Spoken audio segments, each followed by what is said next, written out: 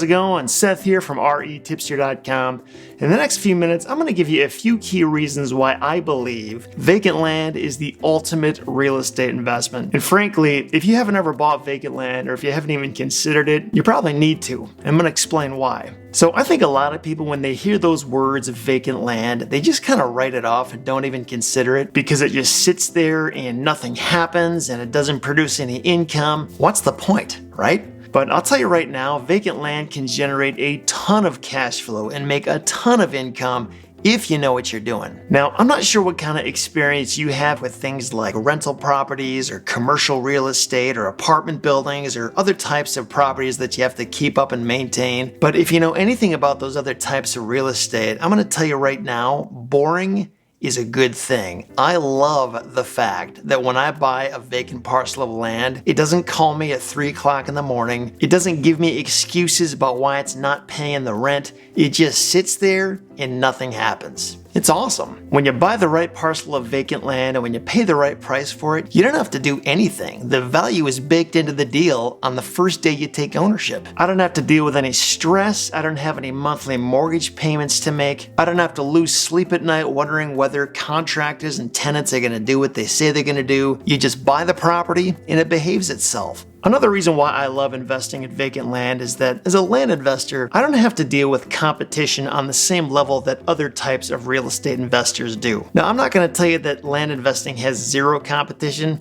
Maybe there used to be a day when that was true, but these days there are definitely other land investors out there that you have to compete with from time to time. But even so, it pales in comparison to the kinds of competition that house investors and other types of real estate investors have to deal with, where the competition is everywhere and there are fierce bidding wars for the best deals on the market. Competition is generally not a good thing. It makes your life hard, it makes my life hard, and if you can work in a business model that just inherently has lower competition, that could be a huge benefit. While all these other investors are out there focusing on houses and buildings and things like that, the people who are buying vacant land and focusing on that one niche really kind of have the playing field for themselves in a lot of ways, because there's just not as many people out there focused on that particular type of property.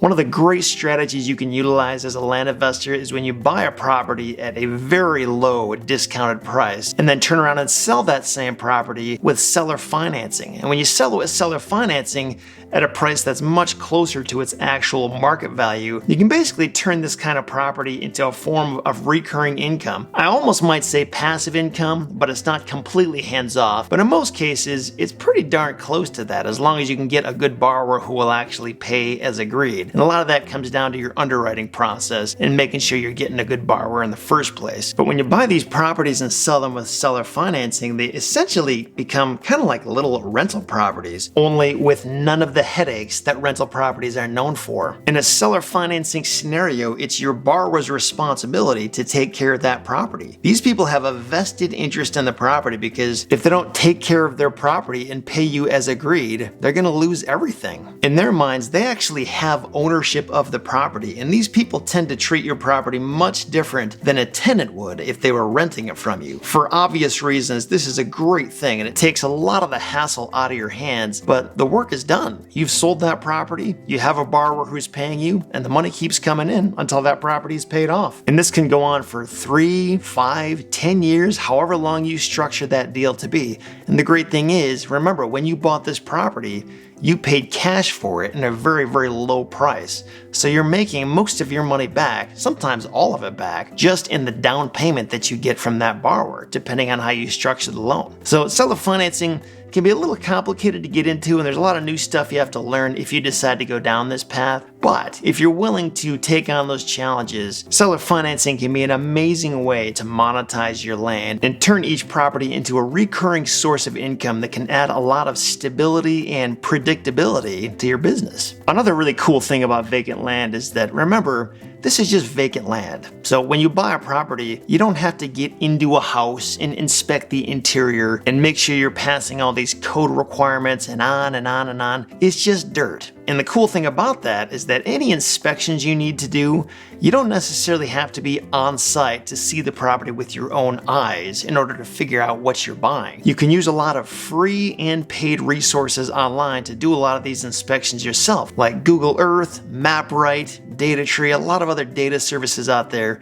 And even if you do need eyes on the property, it's not that difficult to find a local person in the field who can go to the property and get pictures and do some inspections for you, like a local real estate agent, or even just finding a local photographer who can run by the property and get some pictures for you. Now, I don't mean to imply that vacant land is completely simple with no wrinkles or headaches to deal with. In fact, land actually has some funny things about it that can sometimes require other inspections and things to look at that houses don't require. But even so, it's a lot simpler to find the help you need to get the job done without having to have a physical presence from you to get inside the property and see who's living there and what you have to clean up and who you have to kick out and what needs to be fixed up in the property itself. In this way, vacant land is a much simpler type of property than any other property type out there. And because of this, I'm able to buy properties all over the place without ever seeing them in person.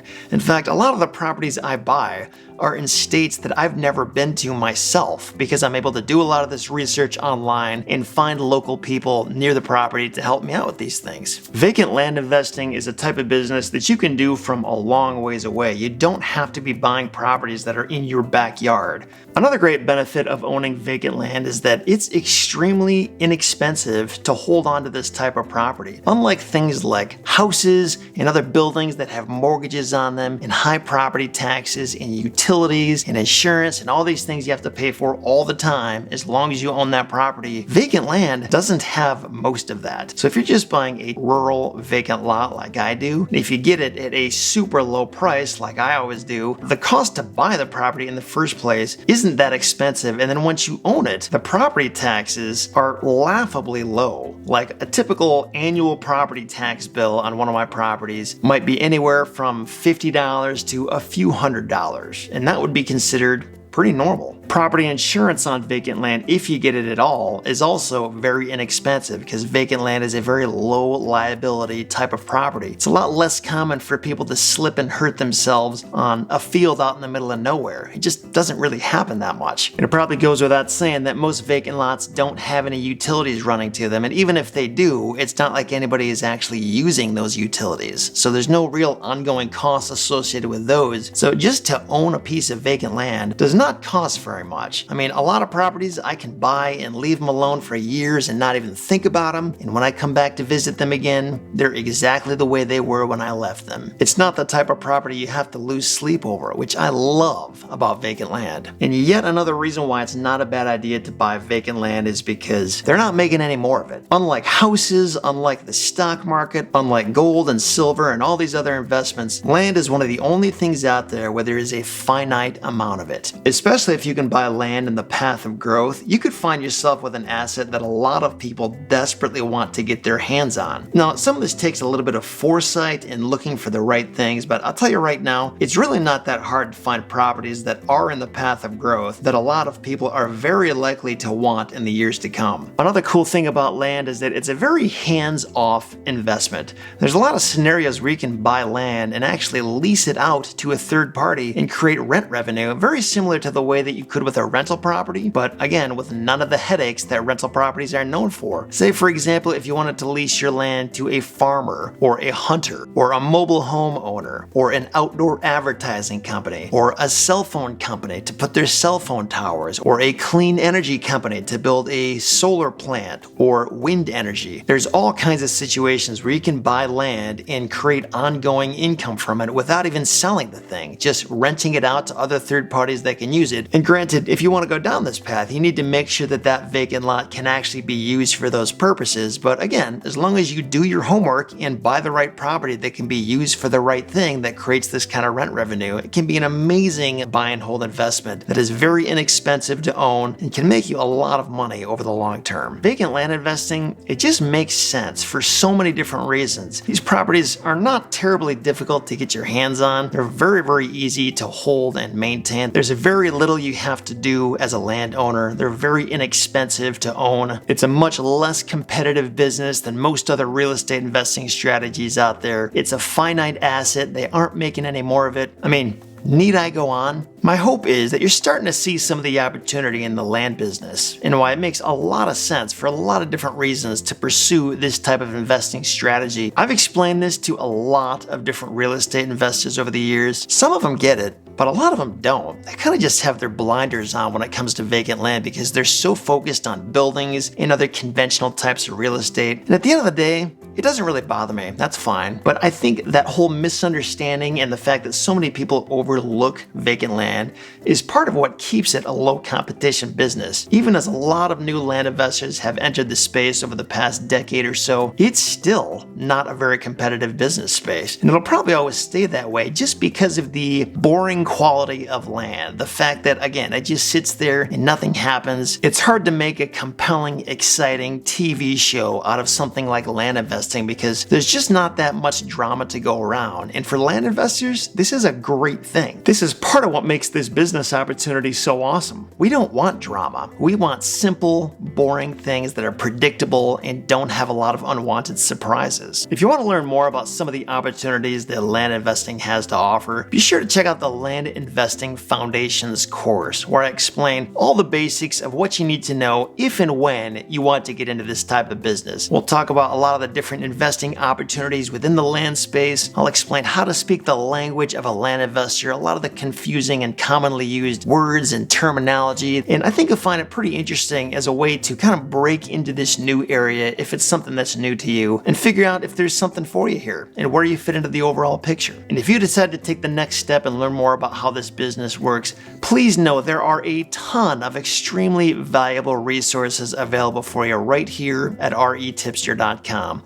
I've been working on this content for a long time now. I've spent thousands of hours trying to compile the best information in this space. So if this is something you want to learn more about, be sure to subscribe to this channel, check out the blog at REtipster.com, and I promise you, it's going to be worth your while. Thanks again for watching. I'll talk to you next time.